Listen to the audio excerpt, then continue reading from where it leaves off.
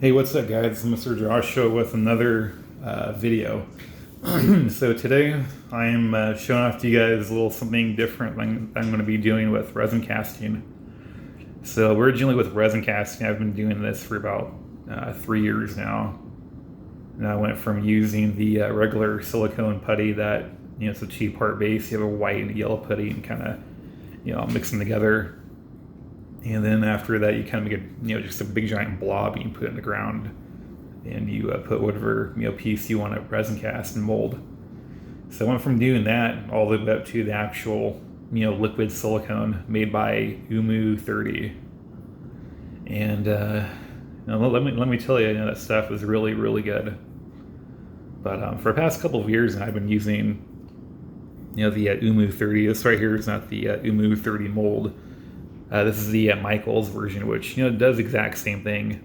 It works pretty good too. So again, what I've been doing was I take two little plastic cups, which I don't have them with me right now. They're little plastic measuring cups. They're made for measuring liquids. And so what I'll do is I'll mix the part A and a part B for the resin cast, which is the Smooth On right here. I've been using Smooth On for about 1.5 years now, and it works really well. And if you want resin that feels and looks like plastic, that's the way to go.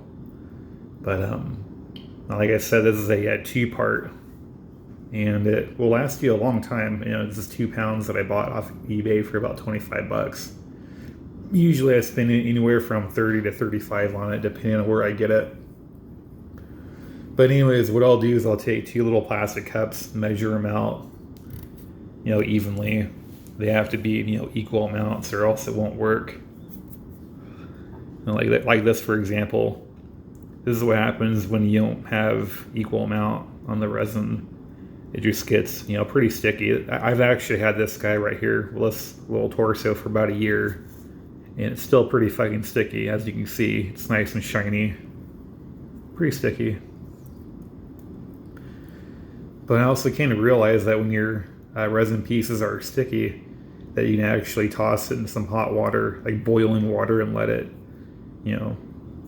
boil for about 10-15 minutes, and usually that will take care of it. It's usually about 50% of the time that it will.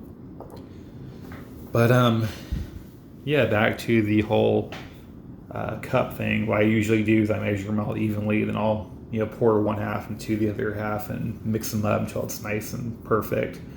And then I'll take the cup, kind of pinch it up a little bit so it kind of has a nice little pinch on the side, and I'll slowly pour it in there, and I'll swish it around, all the way around and stuff. I'll pour some more in there, and I'll do that over and over and over again until it fills to the brim. About 20% of the time when I do this, sometimes you will end up with air bubbles, as you see right here. And a lot of the time, if you can't do it properly, you will always get air bubbles somewhere. And what really sucks is that I like this torso right here, but the thing is, I got to figure out a way to take care of this air bubble. As you can see, it's a big fucking air bubble. And a lot of the time, what I'll do with something this big is I'll either throw it away or give it away to somebody, see what they can do with it. The reason I've held on to this little piece for a while is because I kind of lied to myself and said, no, I'll just grab some super glue gel and kind of fill that in, let it set for about 2 weeks, come back and sand it down and do something with it. But realistically, I'm probably gonna get rid of it sometime down the road. So I have never done this before, but I'm totally going to give it a shot.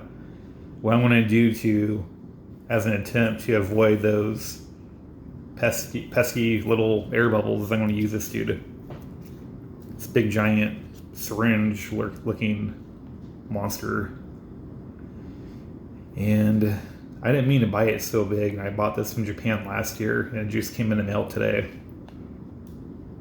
But it was like $1, free shipping and handling, so I bought it. I was looking for something much more smaller than this, at least, 3 times as small. But it's okay though, it'll still work. So what I'm gonna do is after I'm done mixing the resin, I'm just gonna kind of dunk it into the little cup that I used take some of it out. And then I'm going to push into this mold right here.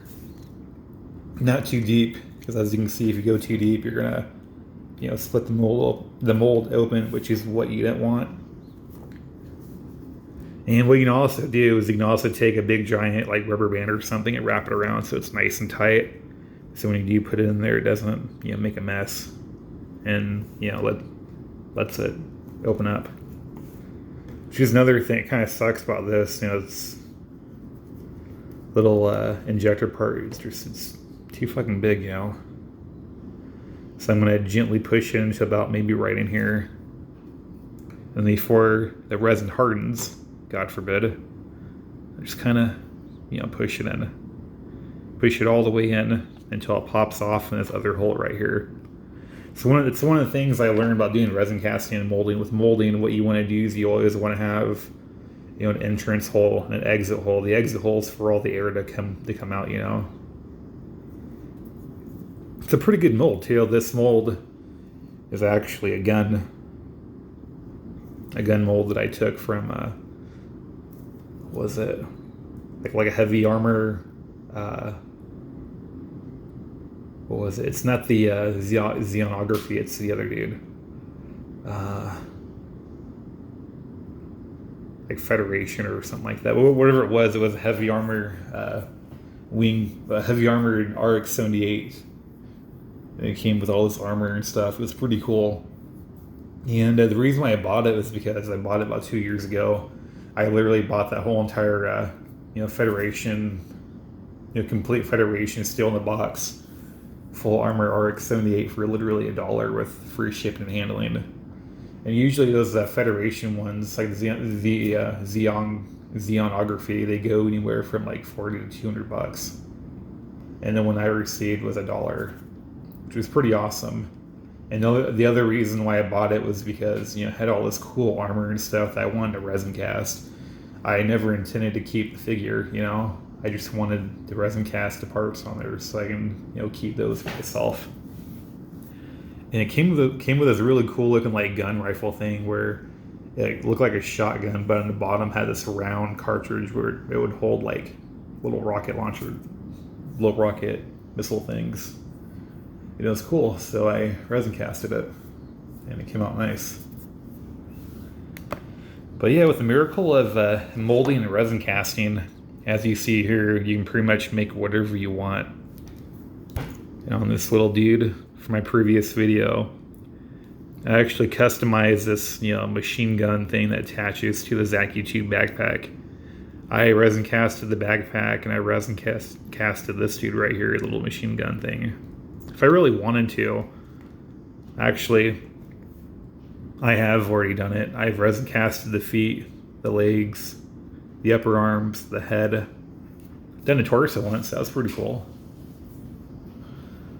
But all those were my test resin molds that I did in the past, and I don't really own most of them anymore. I kind of gave those away. There's a lot of people up there in Italy that have my molds, so that's pretty cool. Check this out too. Lord Draken, 3D printed Lord Draken power coin. Pretty cool stuff. I like Power Rangers. Looks like I failed attempt to make one. It's not that bad. All I gotta do is spray paint that. And another thing, if I really wanted to, I could probably mold and resin cast this, make as many as I want. It's pretty cool looking. What I would do with this guy is I would literally flip him upside down, because that's what you're supposed to do, but you would flip upside down. And with me, I would probably put about 3 points of entry. So that means I would take 3 little pieces of round sticks, hot glue them right here, and here, straight down the middle, so that way you have plenty of room to, put resin in. And then I would, flip it upside down, so it's like this. I would take my putty inside the cup, stick those, sticks right there in a putty, then fill it up with mold, and let that cure for overnight. Come back to it, cut the plastic paper off cup that I used, flip it around, find the the whole port, the 3 sticks that I had on there, take the sticks out, take a knife, and gently cut down until I hit the power coin. And that's literally how you make a mold. You know, long story short. But yeah, other than that, wish me luck. I'm about to test this out.